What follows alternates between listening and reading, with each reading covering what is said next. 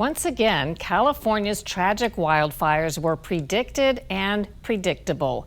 And once again, as they've done for years, they're gobbling up billions in state and federal taxpayer dollars as critics ask why it seems to be deja vu all over again. The causes of at least 6 simultaneous fires in the Los Angeles area are still under investigation.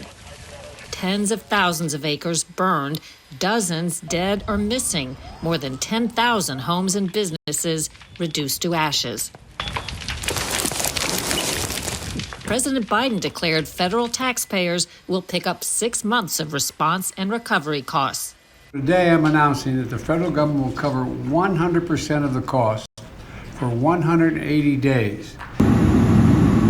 While some are quick to fault climate change or Mother Nature, the hand of man is often to blame in California's fire disasters, with arson and faulty utility lines top causes. Full Measure's Lisa Fletcher covered the investigation into the state's deadliest fire. It was November of 2018. Flames blew through Paradise in less than 24 hours, torching more than 31 square miles.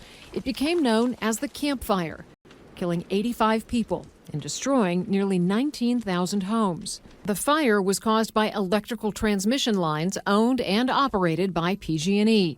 According to a 700-page investigation by the state, PG&E failed to inspect and maintain an aging electrical tower.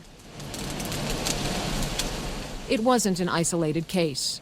PG&E equipment reportedly sparked 19 major blazes in 2017 and 2018.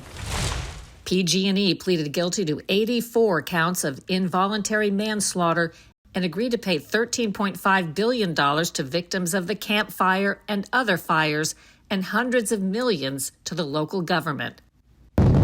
With many open questions in the latest fires, critics point to man-made contributors to the resulting disaster: fire department budget cuts, canceled insurance policies, corruption scandals, the state's destruction of dams that once held crucial water, an empty water reservoir near the main fire, and broken or dry fire hydrants. Governor, I live here, Governor! California's public and political officials have been mired in disarray. California Governor Gavin Newsom approached by a mom near her child's burned-out school. Governor, please tell me, what are you going to do with the president right now? We're getting the resources to help rebuild. Why was there no water in the hydrants, Governor? That's all literally. Is it going to be different next time? It has to be. When asked about the supposedly dry hydrants, Newsom said this. The local folks are trying to figure that out. I mean, just when you have a system that's not dissimilar to what we've seen in other extraordinarily large-scale fires, whether it be pipe, electricity, or whether it just be the complete overwhelm of the system. I mean, those hydrants are typical for 2 or 3 fires, maybe 1 fire. Los Angeles Mayor Karen Bass insists the $17 million in fire department budget cuts she pushed for didn't impact the fires, contrary to a memo written earlier by the fire chief. You know, I think if you go back and look at the reductions that were made, there were no reductions that were made that would have impacted the situation that we were dealing with over the last couple of days. Meantime, LA's fire chief and the head of the water department, she's paid $750,000 a year and came from the beleaguered PG&E, had emphasized equity as a top priority. It's important to me that everything we do, it's with an equity lens and social justice and making sure that we right the wrongs that we've done in the past. Add to the list of unforced errors the state poorly maintaining forests and vegetation. Experts have told us that's a big reason why California alone suffers such regular outbursts of these uniquely destructive fires. As Lisa Fletcher reported, South Carolina is among the states using a different management strategy. Whenever you burn on a regular basis, it reduces the chance of there being a catastrophic wildfire. The crew is doing that with a prescribed burn.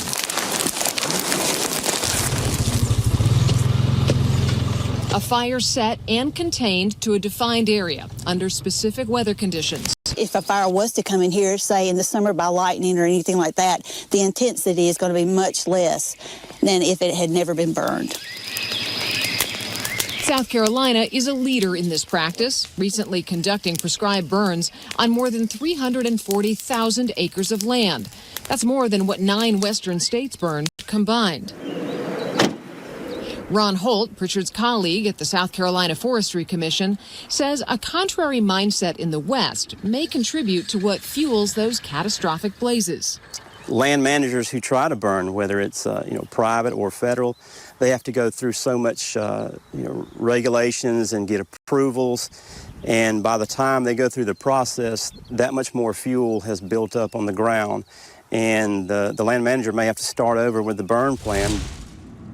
California's problems were predictable and predicted.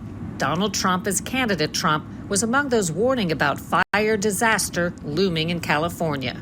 I was with the head of Austria. He said, it's a shame. I see all those forest fires in California, and all they have to do is clean their forest, meaning rake it up, get rid of the leaves, get rid of, leaves that are sitting there for 5 years.